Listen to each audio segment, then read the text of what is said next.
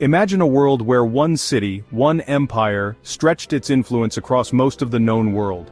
This was the Roman Empire, a civilization that rose from humble beginnings to conquer vast territories and shape Western civilization as we know it. From the rugged hills of Italy, Rome's legions marched across Europe, North Africa, and the Middle East, leaving an indelible mark on law, language, architecture, and more.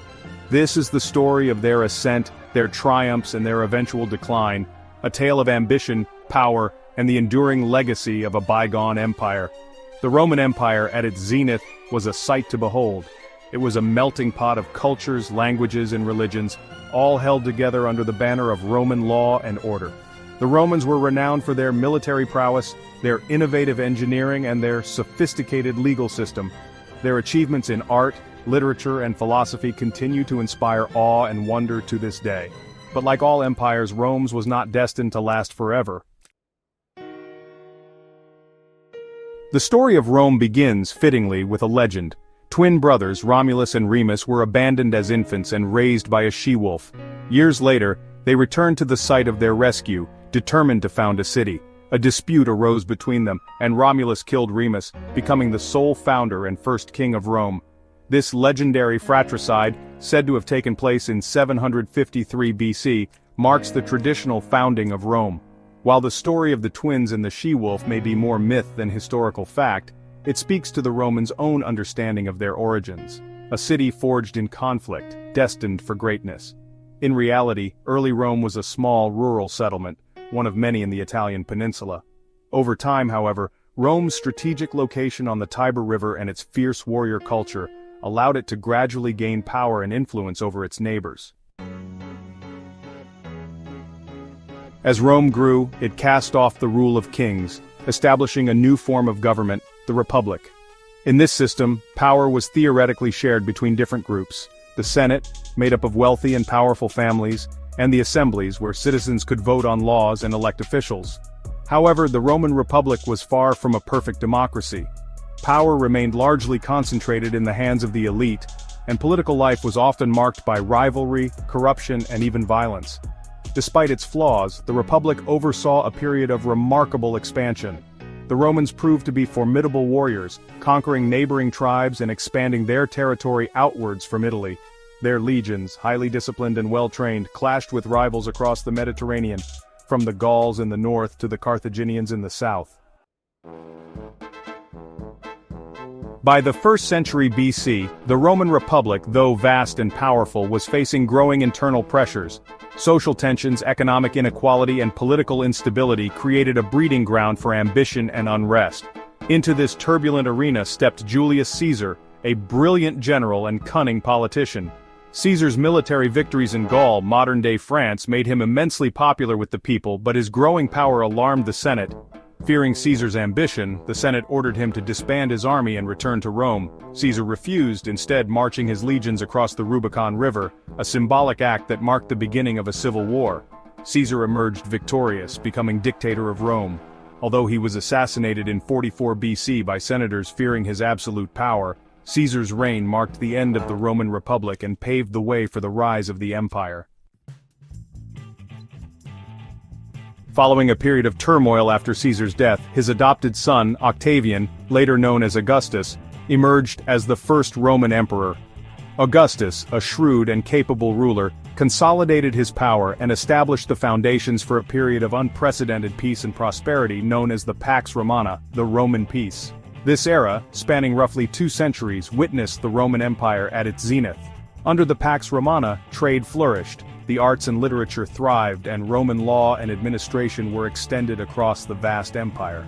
This was a time of great building projects, as evidenced by the Colosseum, aqueducts, and roads that still stand as testaments to Roman engineering prowess.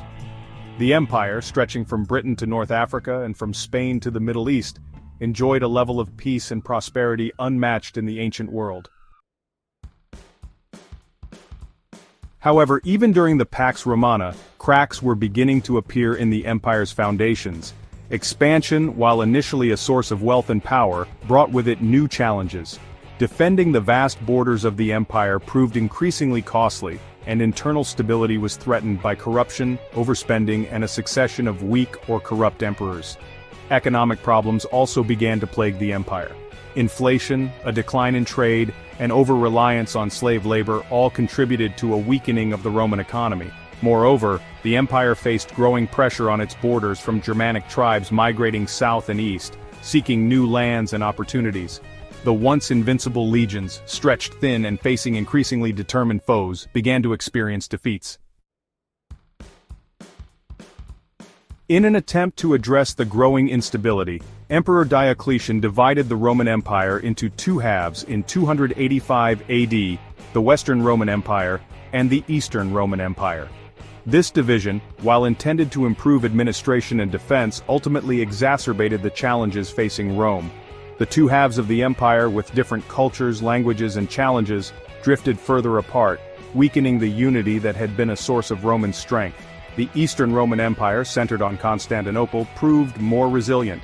With its strategic location, strong economy, and access to trade routes, the Eastern Empire, later known as the Byzantine Empire, would survive for another 1,000 years. The Western Roman Empire, however, faced a bleaker future. The 5th century AD witnessed a cascade of events that sealed the fate of the Western Roman Empire. Weakened by internal strife, economic woes, and relentless pressure from migrating tribes, the empire struggled to hold its borders. In 410 AD, the unthinkable happened. Rome, the Eternal City, was sacked by the Visigoths, an event that sent shockwaves throughout the empire. This was not a sudden collapse, but rather a slow decline, a gradual unraveling of Roman power and authority. One by one, Roman cities and provinces fell to invading forces. Finally, in 476 AD, the last Roman emperor in the West, Romulus Augustulus, was deposed by the Germanic general Odoacer. This event, while significant, was more of a symbolic endpoint to a long process of decline. The once mighty Western Roman Empire had fallen, fragmented into a patchwork of Germanic kingdoms. The fall of the Western Roman Empire marked the end of an era, but it was not the end of Rome's influence. The legacy of Rome lives on in countless ways, shaping the world we live in today. Roman law forms the basis of legal systems in many countries, while Latin, the language of ancient Rome, has influenced countless modern languages. Roman engineering feats like aqueducts and roads continued to function long after the empire's fall, shaping the development of Europe for centuries. Roman art, literature, and philosophy provided inspiration during the Renaissance, and Roman political ideas, such as the Republic and the Senate, influenced the founding fathers of the United States. Even today, the ruins of Roman buildings and cities serve as powerful reminders of a bygone empire that continues to captivate our imaginations. The Roman Empire may be gone, but its impact on Western civilization is undeniable and enduring.